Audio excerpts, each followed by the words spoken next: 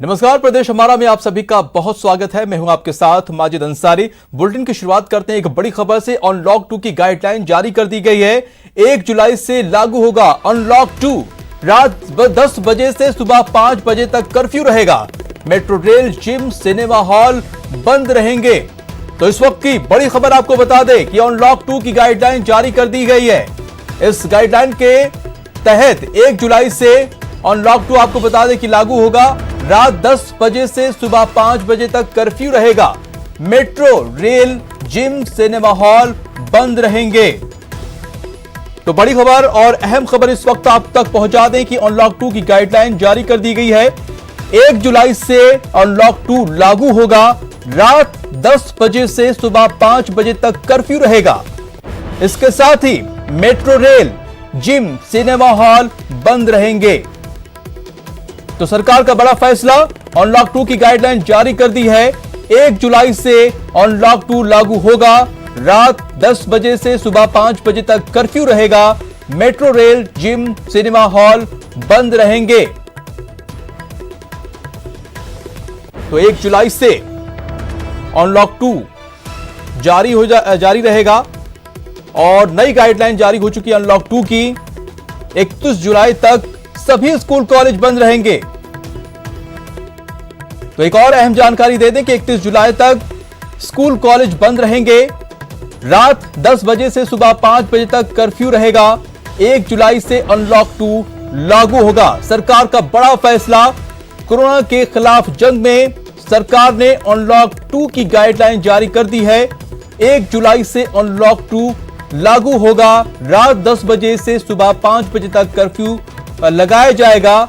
Metro, rail, gym, cinema hall बंद रहेंगे। इसके अलावा 31 जुलाई तक स्कूल कॉलेज भी बंद रहेंगे। तो सरकार ने बड़ा अहम फैसला लिया है। अनलॉक 2 की गाइडलाइन जारी कर दी है। 1 जुलाई से अनलॉक 2 लागू होगा, जिसके तहत रात 10 बजे से सुबह 5 बजे तक कर्फ्यू रहेगा। बढ़ते अगली खबर पर। वडोदरा में कोरोना पॉजिटिव की संख्या लगातार बढ़ती जा रही है। 17,000 के पार पहुंच चुका है और आज 389 नए मामले सामने आए हैं। 6 की मौत हो चुकी है। प्रदेश में अब तक 405 लोगों ने जान गंवाई है। राज्य में सैंपलिंग भी 8 लाख से ज्यादा हुई है। इलाज के बाद 13,635 लोग डिस्चार्ज हो चुके हैं। तो कोरोना की अपडेट आपको बता दें कि वडोदरा में पॉजिटिव मरीजों की संख्या लगातार बढ़ती जा रही है। 17,000 के पार पहुंच चुका है ये आंकड़ा।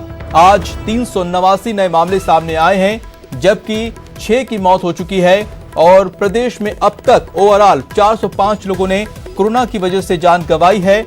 वहीं सैंपलिंग की बात की जाए तो 8 लाख से ज्यादा अब तक हो चुकी है सैंपलिंग। और राहत की बात यह है कि इनमें से 13,635 लोग डिस्चार्ज हो चुके हैं। वहीं कोरोना को लेकर प्रदेश में गहलोत सरकार की ओर से चलाए जा रहे जन जागरूकता अभियान को अब 7 जुलाई तक बढ़ा दिया गया है। आपको बता दें कि राज्य में 21 से 30 जून तक विशेष जन जागरूकता अभियान चलाया जा रहा है। अब सरकार ने इसे बढ़ाकर 7 जुलाई तक कर दिया है। इसे लेकर सूचना और जनसंपर्क विभाग ने आदेश जारी कर दिया है। अभियान के तहत जिला स्तर, उपखंड स्तर, ग्राम एवं ब्लॉक स्तर पर कोरोना वायरस से बचाव के लिए विभिन्न कार्यक्रमों के जरिए जन जागरूकता कार्यक्रम चलाए जा रहे हैं।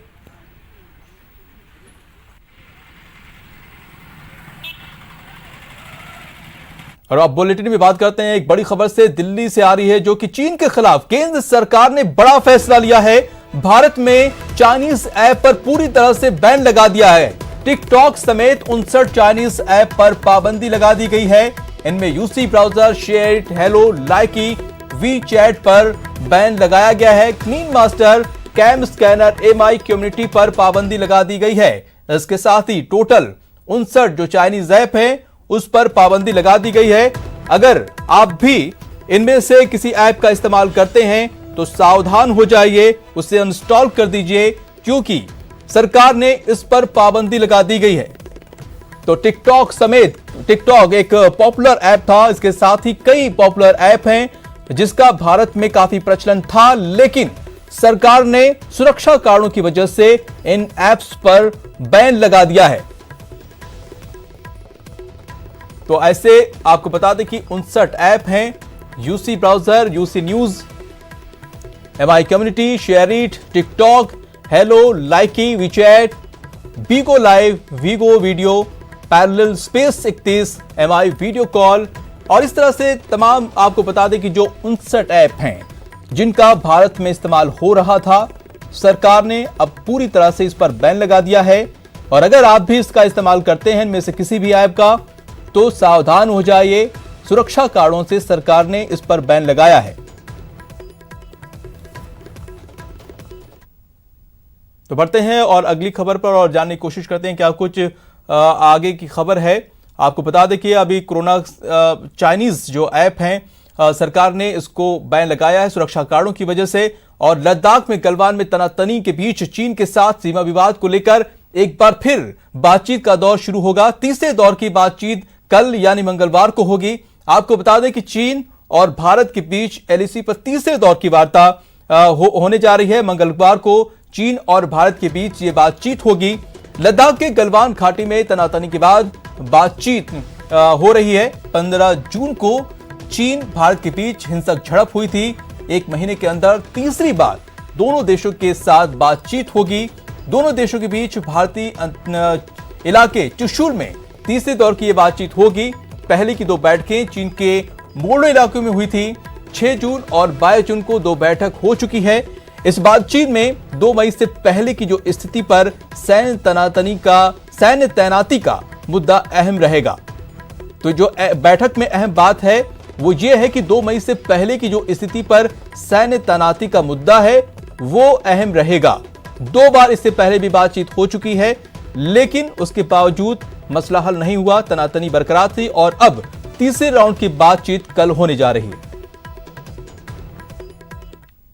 तेल की बढ़ती कीमत के खिलाफ कांग्रेस ने आज देश भर में प्रदर्शन किया है। तो जयपुर समेत राजस्थान के सभी जिला मुख्यालयों पर भी कांग्रेस ने धरना दिया। कांग्रेस का आरोप है कि जब दुनिया में तेल की कीमत घट रही है तो देश में हर दिन पेट्रोल डीजल में बढ़ोतरी क्यों हो रही है। तरफ कोरोना महामारी का कहर और दूसरी तरफ महंगे पेट्रोल डीजल की मार ने देशवासियों का जीना बेहद मुश्किल कर दिया है। एक बार नहीं 22 बार सरकार ने पेट्रोल और डीजल के दाम बढ़ाए, मतलब 22 बार सरकार ने आपको सीधी चोट मारी। डीजल पेट्रोल के दाम वापस लो, वापस लो, वापस लो।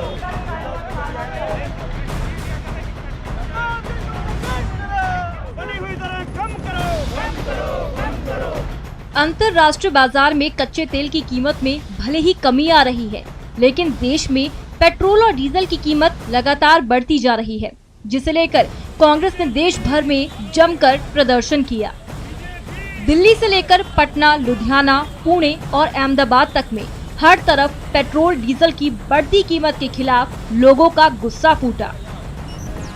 लगातार 21 दिन से पेट्रोल डीजल की कीमत बढ़ती जा रही है।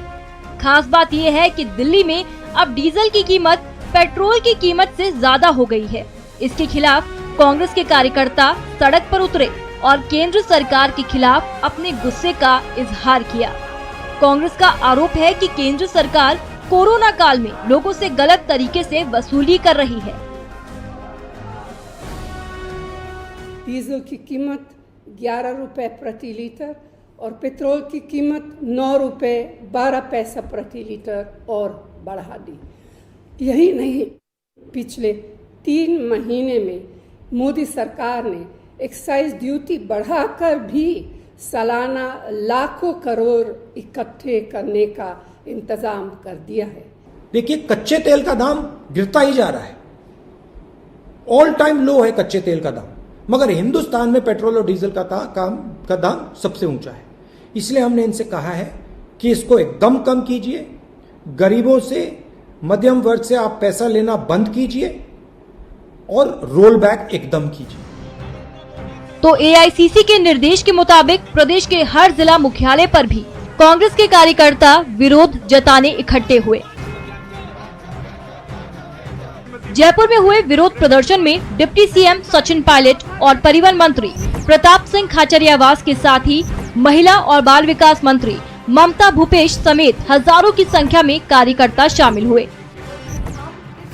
तो वहीं सीएम अशोक गहलोत ने भी ट्वीट कर पेट्रोल डीजल की लगातार बढ़ती कीमत के लिए केंद्र सरकार की गलत नीतियों को जिम्मेदार ठहराया। सीएम गहलोत ने ट्वीट में लिखा, पिछले एक महीने में पेट्रोल और डीजल की कीमतों में लगभग हर दिन बढ़ोतरी हुई है। इस तरह की निरंतर कीमतों में बढ़ोतरी गलत नीतियों का परिणाम है। पेट्रोल डीजल की बढ़ोतरी से महंगाई बढ़ेगी, परिवहन लागत बढ़ेगी और कृषि निवेश महंगा होगा। राजधानी जयपुर के अलावा कोटा, दौसा, अजमेर, डूंगरपुर और अलवर में भी तेल की कीमत के खिलाफ विरोध प्रदर्शन किया गया। इस प्रदर्शन में साइकिल से लेकर बैलगाड़ी और घोड़ा गाड़ी से लेकर ऊंट गाड़ी तक को शामिल कर गुस्से का इजहार किया गया।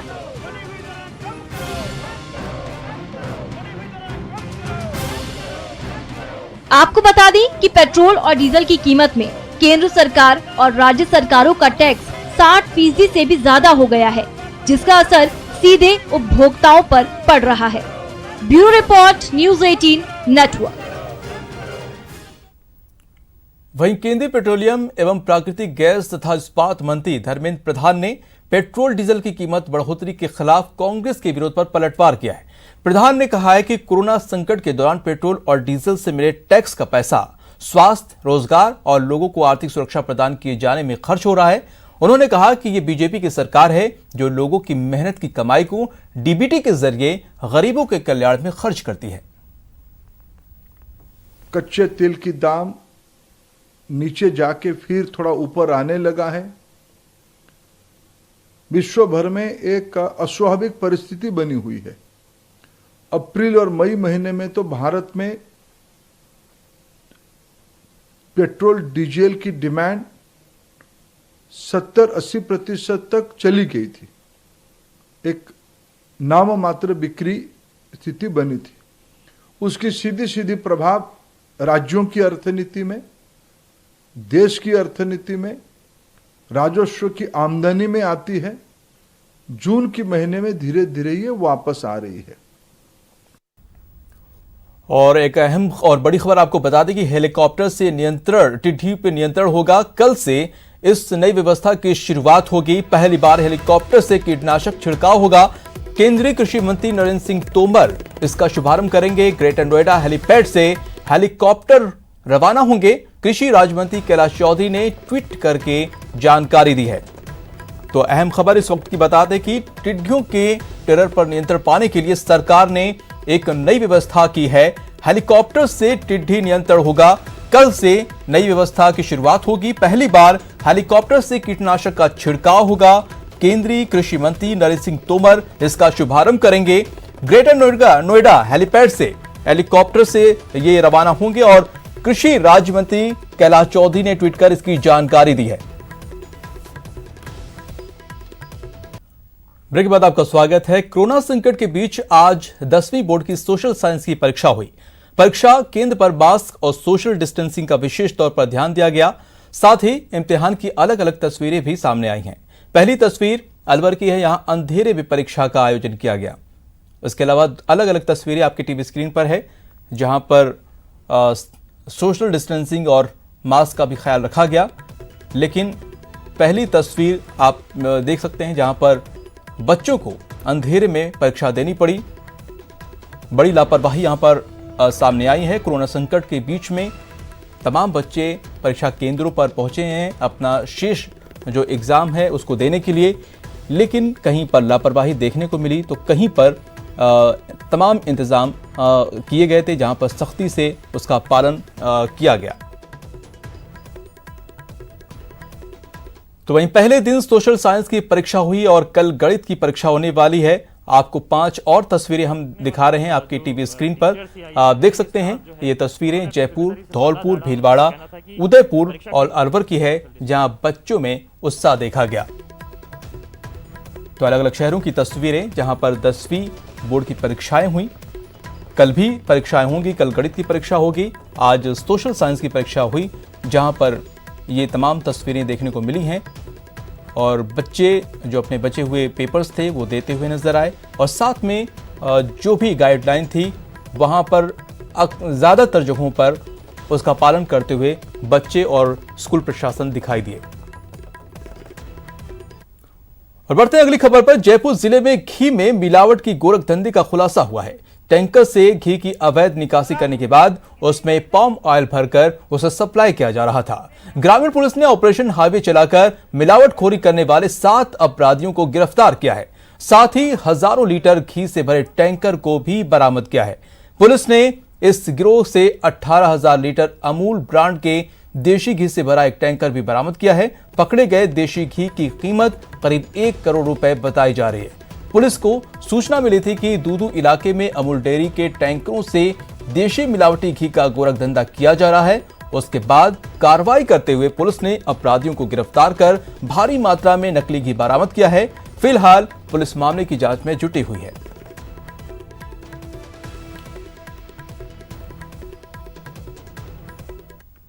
कड़ी मेहनत के बाद में इंटेलिजेंस कलेक्शन आधार पर हमने पकड़ा है। भी कल हमने अरेस्ट किए हैं शाम तक, और अब हम अनुसंधान करेंगे कि ये जो जीपीएस सिस्टम की प्रॉपर मॉनिटरिंग क्यों नहीं हो रही है।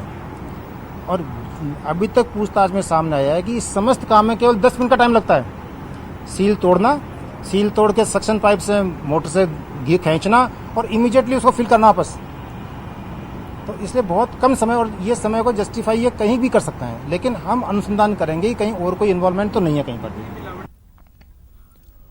वहीं प्रदेश की राजधानी जयपुर में तेल कंपनियों की पाइपलाइन में सेंध लगाकर करोड़ों रुपए के तेल की चोरी करने वाले गिरोह का पर्दाफाश हुआ है। जयपुर के शाहपुरा थाना पुलिस ने तेल चोरी करने वाले गैंग के मुख्य सरगना राशिद सहित 2 आरोपियों को गिरफ्तार कर लिया है। गिरोह ने अब तक तेल कंपनियों को करोड़ों का चूना लगाया है। गिरोह के सदस्य IOCL कंपनी की मुख्य पाइपलाइन में सेंध लगाकर क्रूड ऑयल चोरी करते थे। गिरफ्तार सरगना राशिद और उसका साथी पवन पूर्व में भी इससे पहले भी तेल चोरी के आरोप में गिरफ्तार हो चुके हैं। जेल से छूटने के बाद एक बार फिर इन लोगों ने इंडियन ऑयल कॉर्पोरेशन की पाइपलाइन को अपना निशाना बनाया। फिलहाल पुलिस दोनों आरोपियों से पूछताछ कर रही है और मामले की जांच में जुटी हुई है। पुलिस क्रूड ऑयल के खरीदारों की तलाश में जुटी है जो चोरों से सस्ते में तेल खरीदते हैं।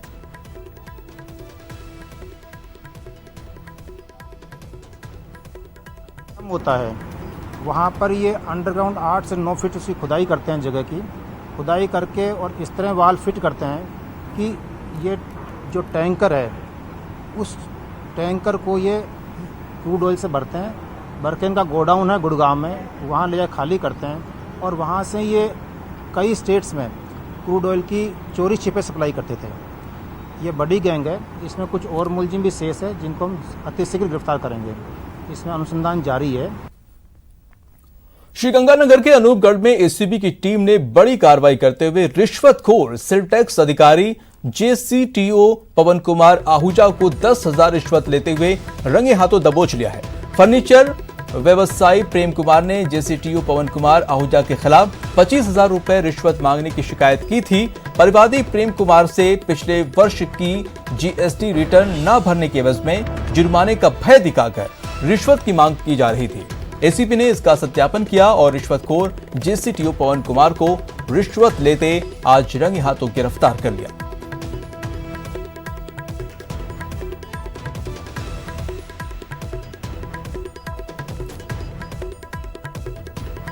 तो जयपुर इंटरनेशनल एयरपोर्ट पर 18 करोड़ की लागत से ऑटोमेटिक स्कैनिंग मशीन इंस्टॉल की गई है, जिसके जरिए लगेज और बैगेज का एक्सरे अब खुद होगा और यात्री को लाइन में खड़े होने की जरूरत नहीं होगी। आपको बता दें कि पहले यात्री को चेक इन करने के बाद अपने बैगेज का एक्सरे खुद खड़े होकर करवाना पड़ता था। नई मशीन लग जाने के बाद अब एयरपोर्ट में लगने वाले चेक इन के समय में कमी आएगी।